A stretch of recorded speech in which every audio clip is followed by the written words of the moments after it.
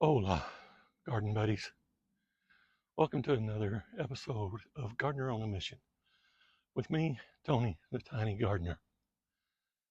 This video I was going to show you, I finally got the mailboxes recipes done for the year, and I was going to show you that, some planting of annuals. I skipped the actual process of planting and for showing you. I've already got them planted. I'll just show you what's going on there and then update you every few weeks with them. I skipped it because I've covered it in several other videos, and I'll cover it in other videos. I'll briefly explain what went on. But first, before we get to that, I wanted to show you in the last video, I talked about this elderberry that I had cut back to the ground a few weeks ago, back 6 weeks ago now, I guess, 7 weeks, back in the spring. And the experts say that if you cut them to the ground, that rejuvenates them. They grow well. As you can see, this thing is 9 feet tall at least, maybe taller. And it's just robust. It's huge. And this all came from one little 2-foot stalk to start with.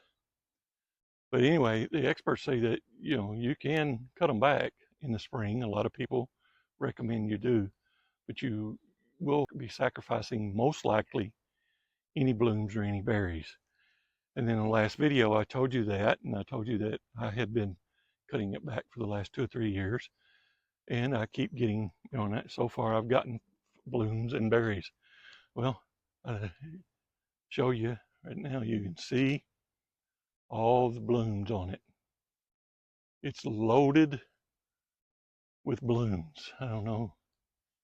You can see all these blooms that will eventually become berries. And also, I wanted to talk about this standard milkweed setting right here. Standard milkweed, swamp milkweed, whatever. It's just a basic milkweed. The flowers on it, as you can see, not that attractive. I mean, they're kind of boring. But you can see, I don't know, can you see that guy right there? A honeybee on this one. And there's a bumblebee on that one. So it is attracting honeybees, pollinators, because those blooms may not look like much. They just, from a distance, they just look like brown globes on there. They're not real attractive to look at. However, I will say they are very fragrant. This whole side of the driveway is just amazingly fragrant. At first I wasn't sure what it was, and I thought, is it those things? So I went and took a sniff, and of course it is. So then I wanted to show you a couple other things. What's going on here? You can see, I think I may have showed you this. You can see the Medusa is really, this is a serendipity allium. I call it Medusa because those their buds that first come out look like little snake heads to me, like Medusa's hair. So I call it Medusa. And you can see the hydrangea standard is loaded with blooms, about to be in its glory. I hope doesn't keep the deer off of it. The Beetony, it's it's spelled Betony, so I call it Beetony. I think it's actually pronounced Bethany, but I call it Beetony. In its glory, I mean, it's full go at the moment. Here's the mailbox, although there's no mailbox here. Mailbox is on that side. But here's the mailbox recipes. And this right here, these are a Coleus, a proven winners, part of their Color Blaze series. This one's called Wicked Witch. And then those lime green things there, that's lemon Coral Sedum. And then this is and that lemon coral sedum is by Proven Winners, and this is a Supertunia.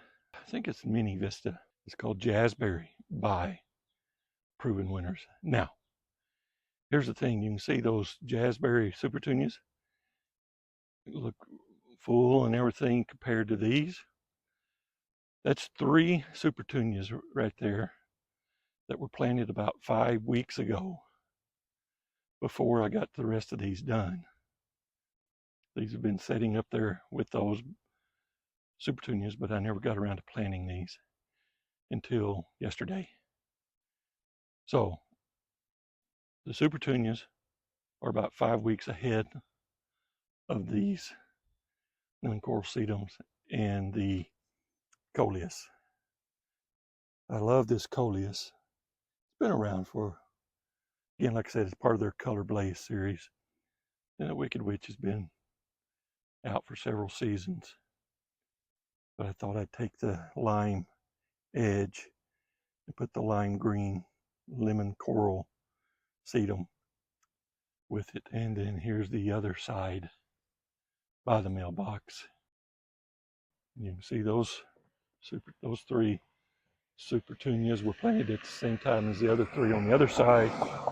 And you can see how they are ahead of these Coleus in the lemon coral sedum. However, am not too worried about that. These will catch up relatively quickly now, I think, especially since the summer has finally arrived. These little bags you see there, that's a deer and rabbit deterrent. Hopefully help keep the deer and rabbits from eating my plants. Because if I didn't have something there, these would all be gone tomorrow. We have such a deer problem here in my neighborhood. Now, let me tell you how the same thing I always do. I dig the holes, then I put 1/8 to 1/4 cup by Old Home starter fertilizer by Epsoma in each hole, and then plant them, cover them up. Like I said, I'll be doing some more, and I'll do the whole process. Yeah. Have a good evening, man. And also, you can see the Daisy May and the little redheads are doing well.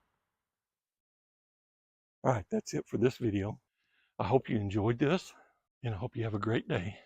Arrivederci.